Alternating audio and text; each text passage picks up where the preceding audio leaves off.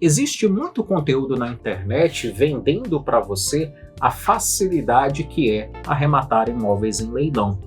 E de fato, eu falo isso até para alguns clientes, arrematar imóveis em leilão é muito simples. Você faz o cadastro na plataforma e fazendo o cadastro você vai conseguir ir lá e dar seu lance.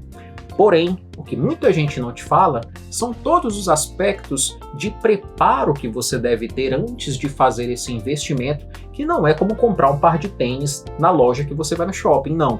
Você está investindo milhares de reais nesse tipo de aquisição. Então, por isso, eu quero chamar sua atenção nesse vídeo para todos esses aspectos relevantes que são necessários antes e depois para você ter uma arrematação que dê retorno, seja pela segurança, seja pelo financeiro da sua arrematação.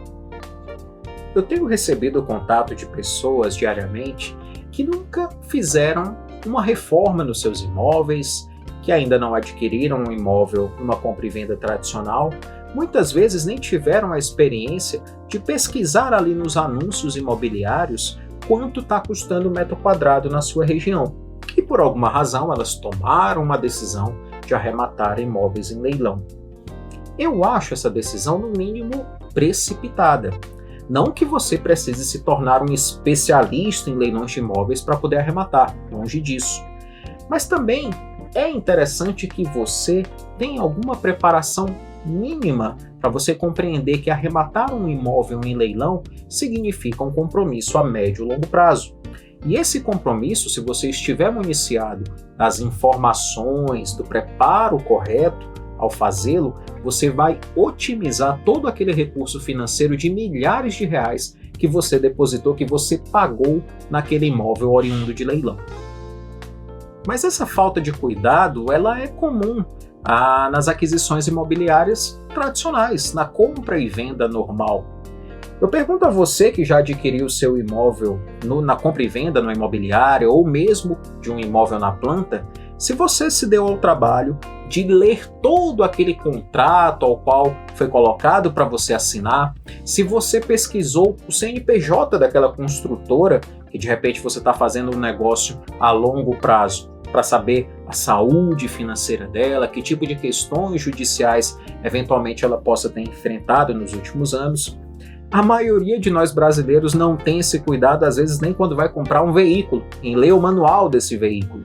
Então, com os leilões de imóveis, infelizmente, há algo parecido. Muita gente não se dá o trabalho de ler um edital de leilão no qual vai participar e depositar esses milhares de reais que eu acabei de mencionar. Por isso eu chamo a sua atenção para alguns aspectos muito relevantes que são minimamente necessários para que você faça o menos arriscado o seu investimento.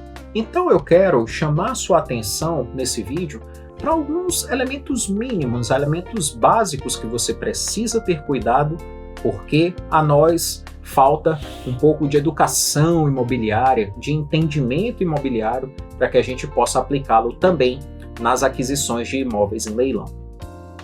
Longe de querer oferecer aqui um material completo, até porque tem muita gente oferecendo conteúdos pagos no mercado sobre leilões de imóveis, eu quero fornecer para você orientações básicas com relação à legislação que você precisa ter caso decida fazer essa arrematação sozinho, sem o acompanhamento de um profissional especialista. Eu quero te chamar a atenção para os dispositivos que estão ali no Código de Processo Civil, ali do artigo 879 até o 903, chamando a atenção para esse último. Por quê? Porque nesses artigos você vai compreender todo o papel que tem o leiloeiro, o juiz, as partes dentro de um processo de execução, até desembocar no leilão do imóvel que está ali pelos últimos artigos. E aí você também vai entender, caso arremate no leilão judicial, que tudo aquilo que acontece naquele leilão tem essa previsão legal. Então não vai ser nenhuma surpresa o que eventualmente ali acontecer. Eu chamo a sua atenção também para a Lei 9.514 de 97, que é a Lei de Alienação Fiduciária. Essa lei está aí desde 97, a gente vai fazer um conteúdo depois falando somente sobre ela, mas eu te chamo a atenção nesse momento para o artigo 22 e seguintes dessa legislação. Se você está comprando no leilão obrigatório das instituições financeiras, você precisa ter uma ideia das disposições que lá estão, para que você também evite surpresas ao participar de um primeiro, de um segundo leilão obrigatório. E se você vai participar de leilões que já são do patrimônio daquele banco, como os da venda direta da Caixa Econômica, que são os mais populares nessa modalidade, você precisa ficar atento às disposições daquele edital, pois o edital de leilão é a lei, é tudo que rege aquele procedimento público de compra e venda imobiliária.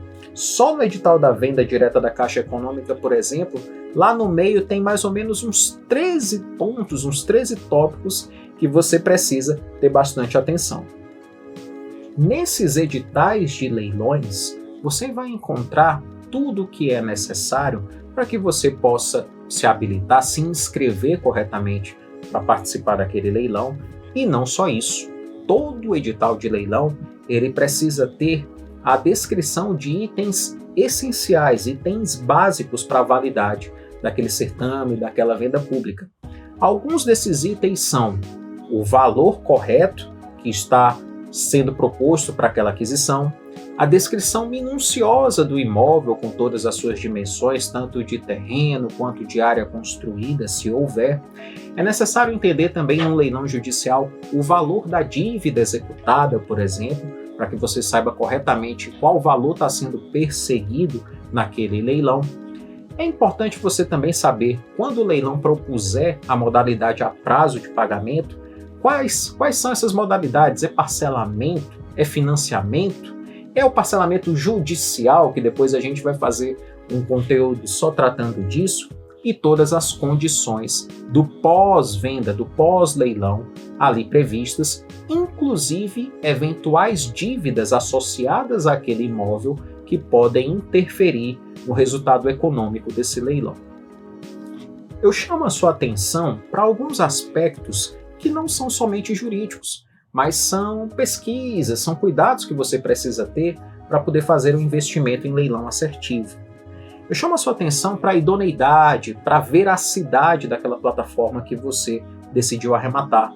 Verifique se esse leiloeiro público e o site dele estão registrados na junta comercial do seu estado. Isso é um elemento básico de segurança.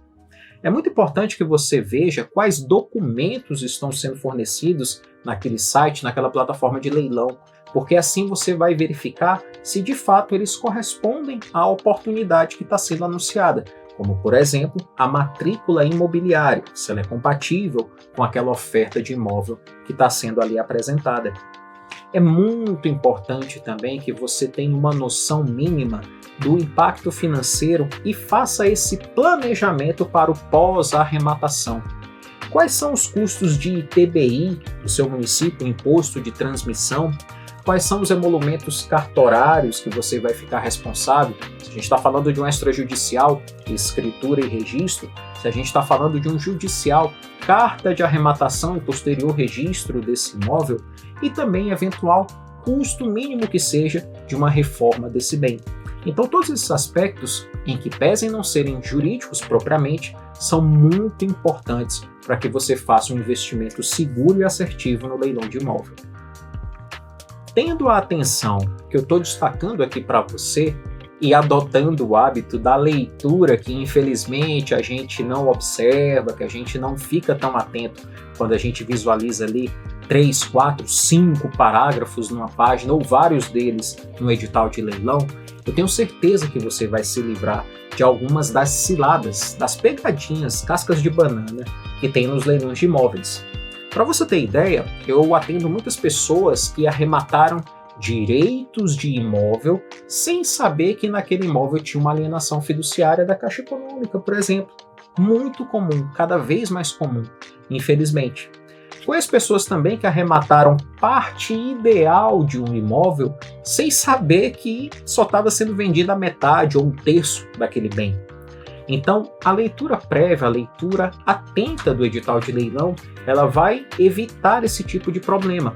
Mas, claro, oriento você, nos primeiros negócios especialmente, a contar com assessoria de profissionais especializados nesse segmento. porque eles vão direcionar um olhar atento e correto para esses aspectos muito importantes, até que você, depois de um segundo, um terceiro negócio, aí sim possa arrematar um imóvel em leilão sozinho, fugindo dessas armadilhas.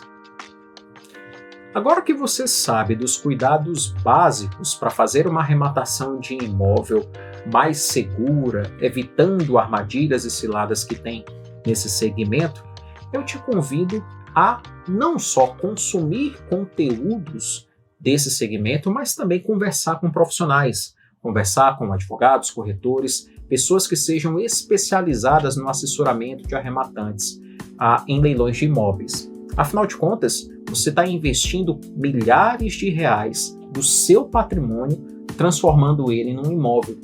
É muito importante que você fique atento a essas ciladas, porque desfazer arrematações ruins é muito mais traumático, é muito mais difícil.